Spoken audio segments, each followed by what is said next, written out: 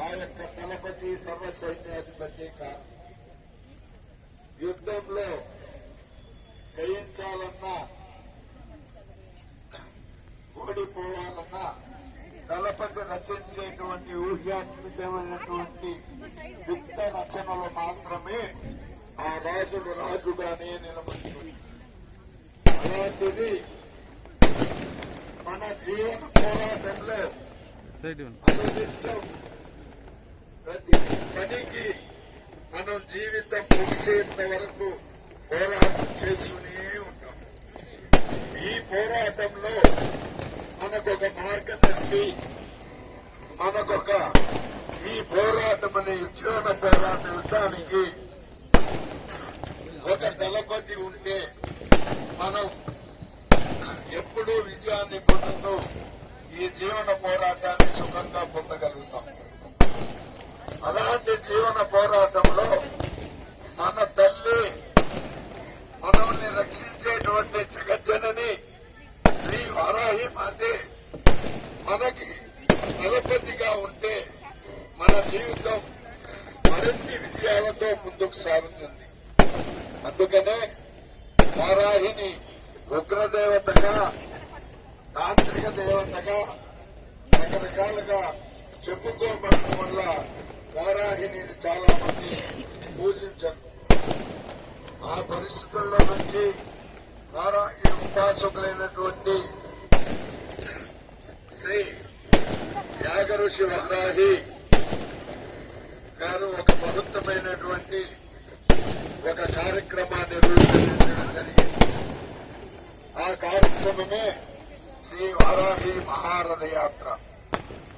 7 రోజులు 7 పట్టణాల్లో అమ్మవారిని ఊరేగింపుగా తీసుకెళ్లి, ఈమె వరాలిచ్చే తల్లి, ఈమెను పిలవండి, మీ బాధల నుంచి తప్పించుకోండి, మీ శత్రువుల నుంచి విముక్తి పొందండి, మీ రుణ బాధల నుంచి విముక్తి పొందండి, మీ కోర్టు వ్యవహారాల నుంచి బయటపడింది, భూతగాదాలకు పరిష్కారం కనుగొనండి, వారాహిని కొలవండి అని చెప్పి పగటి పూటంతా అమ్మవారు పట్టణంలో తిరుగుతూ సాయంత్రం వేళ ఇక్కడ ఆ అమ్మ యొక్క కరుణా కటాక్షాలను పొందడానికి శ్రీ యాగఋషి వారాహి గారు త్రిశక్తి వారాహి పీఠం వేలూరు తమిళనాడు వారాహి శక్తి తిరుచానూరు ఆంధ్రప్రదేశ్ సంయుక్తంగా నా గౌరవ అధ్యక్షుడైనటువంటి తిరుపతి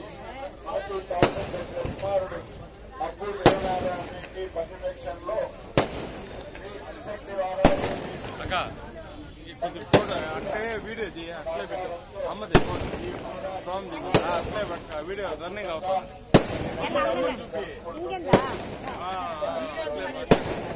నువ్వు కొద్దిగా అట్లే ఉండు. నువ్వు ఇట్లా కొద్దిగా ఒక్క సెకండ్.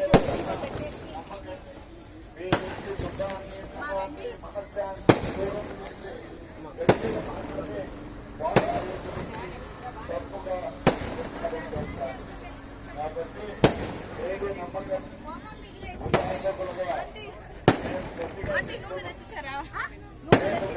అనుభవించినటువంటి సుఖాలను వారాహి ఉపాసన తర్వాత మాకునేటువంటి ఆ సుఖము ఆనందము వేరే లోకానికి మమ్మల్ని తీసుకెళ్లింది. అదేవిధంగా మీరందరూ కూడా మీ ఇలవేలుపుగా ఇంటి దేవతగా వారాహిని కలిసి మీ కుటుంబం మొత్తం సుఖ సంతోషాలతో ఆయుర ఆరోగ్యాలతో ఐశ్వర్యాలతో తొలతూగాలని కోరుకుంటూ ఈ వారాహి మహాయజ్ఞానికి యాగఋషి వారాహి గారు సంకల్ప బలంతో మేము ఆలోచిస్తుంటే మమ్మల్ని ఆచరణ మార్గం వైపు మళ్లించినటువంటి మా గౌరవ అధ్యక్షుడు